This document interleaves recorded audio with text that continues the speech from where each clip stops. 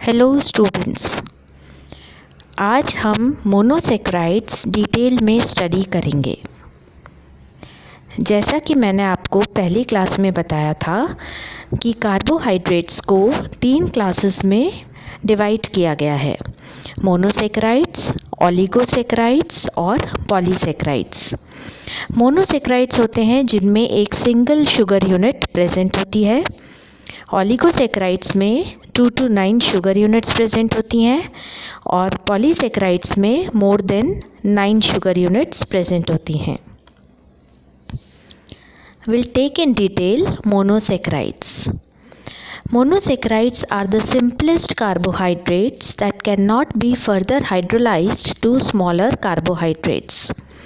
Monosaccharides सबसे simple carbohydrates होते हैं जिनका फर्दर हाइड्रोलिसिस छोटे कार्बोहाइड्रेट्स में नहीं हो सकता है।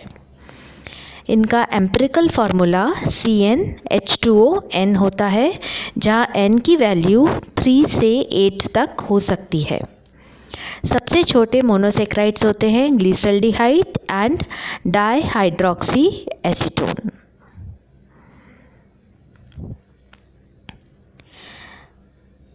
मोनोसेक्राइड्स में या तो एल्डिहाइड ग्रुप प्रेजेंट होता है या कीटोनिक ग्रुप प्रेजेंट होता है। अगर शुगर में एल्डिहाइड ग्रुप प्रेजेंट होता है तो वह एल्डोज कहलाता है, और अगर कीटोनिक ग्रुप प्रेजेंट होता है तो वह शुगर कीटोज कहलाती है। जैसा कि अभी हमने बात की कि मोनोसेक्राइड्स में 3 to 8 कार्बन्स प्रेजेंट हो सकते हैं। अगर 3 कार्बन मोनोसेक्राइड है तो वह कहलाता है ट्रायोज। इस ट्रायोज में अगर एल्डिहाइड ग्रुप प्रेजेंट है तो वह उसे हम कहेंगे एल्डोज, और कीटोनिक ग्रुप प्रेजेंट है तो उसे हम कहेंगे कीटोज। ट्रायोज का एग्जाम्पल है ग्लिसरल्डिहाइड जिसमें एल्डिहाइड ग्रुप प्रेजेंट है, और डाइहाइड्रोक्सी एसीटोन जिसमें कीटोनिक ग्रुप प्रेजेंट है।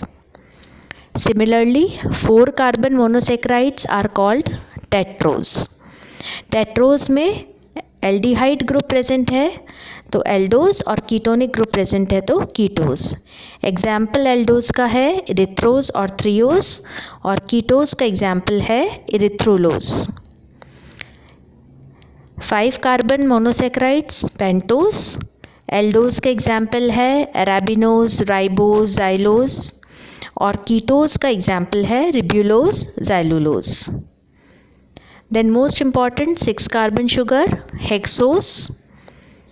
Glucose is aldose and fructose is ketose. अब हम बात कर लेते हैं फिजिकल प्रॉपर्टीज़ की। मोनोसेक्राइड्स की फ़िज़िकल प्रॉपर्टीज़ में मोनोसेक्राइड्स जो होते हैं वो स्वीट टेस्टिंग है, टेस्ट में स्वीट होते हैं, सॉलिड होते हैं, कलरलेस होते हैं, वाटर में इनसॉल्युबल होते हैं, लेकिन अल्कोहल में स्पेरिंगली सॉल्युबल, पार्टली सॉल्युबल होते हैं, पर ईथर में इनसॉल्युबल होते हैं। And they are the major source of fuel for metabolism. Monosaccharides isomerism show करते हैं। ये दोनों तरीके के आइसोमेरिज्म शो करते हैं, स्ट्रक्चरल और स्टीरियो आइसोमेरिज्म। स्ट्रक्चरल आइसोमेरिज्म होता है जिनमें 2 कंपाउंड्स का मॉलिक्यूलर फार्मूला तो सेम होता है लेकिन स्ट्रक्चर डिफरेंट होता है। They have same molecular formula but they differ in structure. Whereas stereoisomers have same molecular formula and structure but they differ in configuration. इनका molecular formula और structure दोनों ही same होते हैं, लेकिन उसमें जो arrangement of atoms होता है वो different होता है। And they have a asymmetric और chiral carbon atom. Asymmetric carbon atom होता है जिसमें कार्बन की चारों वैलेंसीज पे डिफरेंट ग्रुप्स प्रेजेंट होते हैं। यहाँ हम स्ट्रक्चर से समझ सकते हैं। Glucose and fructose are structural isomers. Glucose और फ्रक्टोज स्ट्रक्चरल आइसोमर्स होते हैं। इसका मतलब ये है कि ये इनका फॉर्मूला तो सेम है C6H12O6, बट इनका स्ट्रक्चर डिफरेंट है। आप देख पा रहे हैं कि ग्लूकोज में एल्डिहाइड ग्रुप प्रेजेंट है, जबकि फ्रक्टोज में कीटोनिक ग्रुप प्रेजेंट है।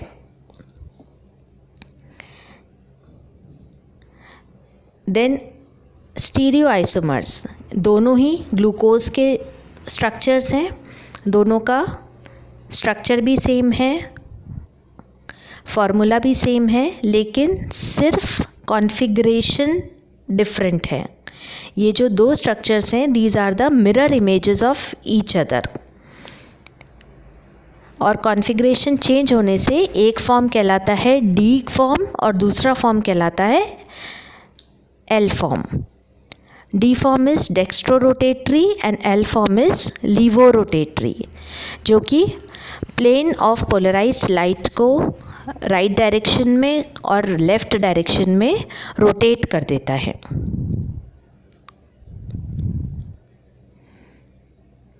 ये अभी हमने ग्लूकोज का स्ट्रक्चर देखा, ये ओपन चेन फॉर्म था, एक लीनियर फॉर्म में प्रेजेंट था, लेकिन एक्चुअली ग्लूकोज दो फॉर्म्स में एग्जिस्ट करता है, ओपन चेन फॉर्म और रिंग फॉर्म।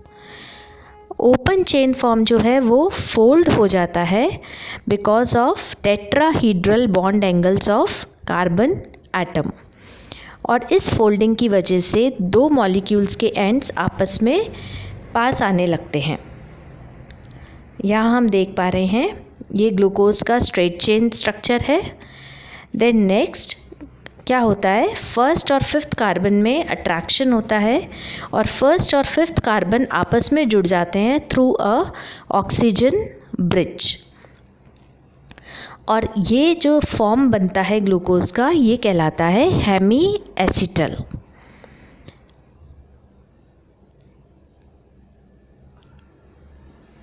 और इस हेमी एसिटल बनने की वजह से इस ग्लूकोज में एक और एसिमेट्रिक कार्बन ऐड हो जाता है and it results in the ring form of glucose.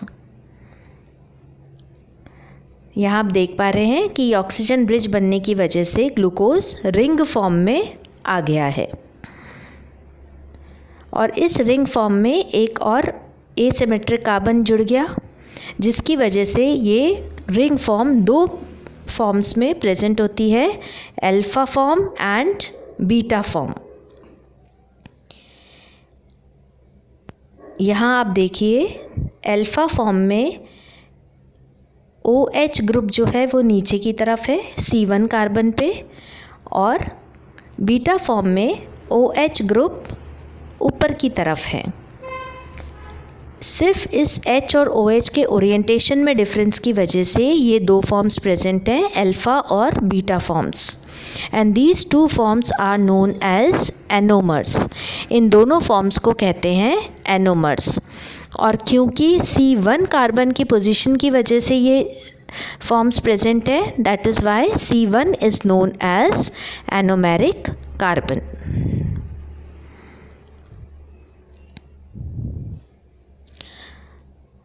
अब जो ये अल्फ़ा फॉर्म और बीटा फॉर्म बने हैं, अगर हम एक अल्फ़ा डी ग्लूकोज का फ्रेश सॉल्यूशन बनाते हैं तो उसका स्पेसिफिक रोटेशन होता है +113 डिग्री, और इस सॉल्यूशन को हम अगर रख देते हैं 24 आवर्स के लिए, तो हम ये देखते हैं कि इसकी रोटेशन वैल्यू कम होकर 52.5 पे स्टेबलाइज हो जाती है। उसी तरह से अगर हम बीटा फॉर्म ऑफ ग्लूकोज का सॉल्यूशन बनाते हैं तो उसकी ऑप्टिकल रोटेशन वैल्यू होती है 19.7 डिग्रीज़। इसे भी अगर हम 24 आवर्स के लिए रख दें तो इसकी वैल्यू बढ़कर 52.5 पर आ जाती है। तो हम ये देख रहे हैं कि अगर हम अल्फ़ा का बनाते हैं सॉल्यूशन, अल्फ़ा डी ग्लूकोज का, तो ऑप्टिकल रोटेशन वैल्यू कम होकर 52.5 पे स्टेबलाइज हो जाती है, और बीटा फॉर्म के सॉल्यूशंस में ऑप्टिकल रोटेशन वैल्यू 19.7 से बढ़कर 52.5 हो जाती है। ऐसा क्यों होता है? ऐसा इसलिए होता है क्योंकि अल्फ़ा और बीटा फॉर्म में इंटर कन्वर्जन हो जाता है। Alpha form is converted into beta form and beta form is converted into alpha form until an equilibrium mixture is reached, जब तक कि एक equilibrium mixture नहीं बन जाता है। This phenomena is known as म्यूटारोटेशन। इस फिनोमेना को म्यूटारोटेशन कहते हैं और ये फिनोमेना बहुत सारे पेंटोजेस, हेक्सोसेस और रिड्यूसिंग डाइसैकराइड्स शो करते हैं।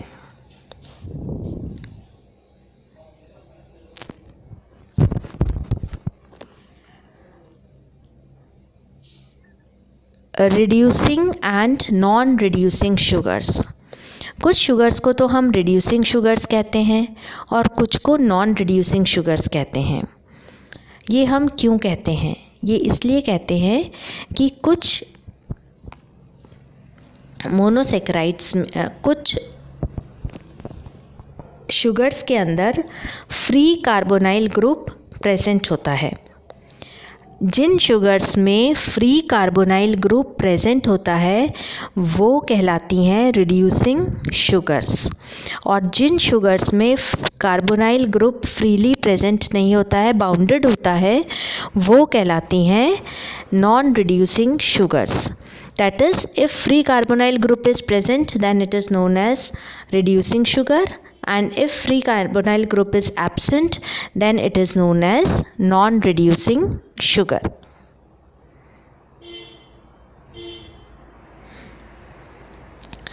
अब हम बात करते हैं केमिकल प्रॉपर्टीज़ की। सबसे पहले ऑक्सीडेशन। ग्लूकोज का अगर ऑक्सीडेशन होता है तो वो बनाता है ग्लूकोनिक एसिड। ग्लूकोज का एल्डिहाइड ग्रुप ऑक्सीडाइज होके एसिडिक ग्रुप में कन्वर्ट हो जाता है। So aldehyde group is replaced by carboxylic acid group which is known as gluconic acid. Similarly reduction, aldehyde group का रिडक्शन होगा तो अल्कोहलिक ग्रुप बनेगा।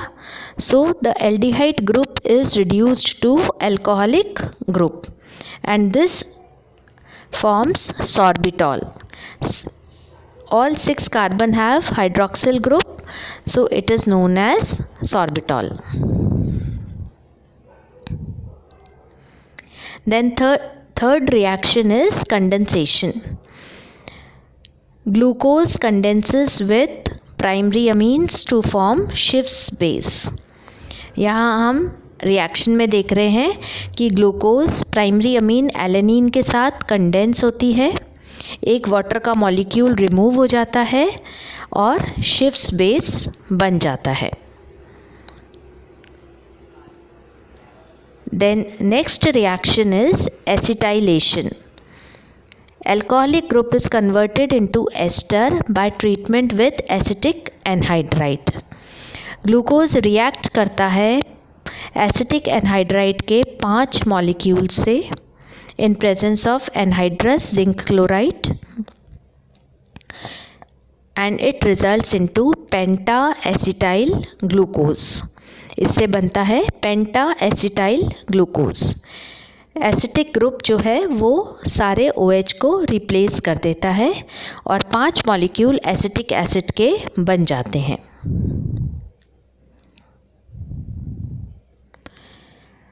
Then next reaction is reaction of glucose with hydrogen cyanide.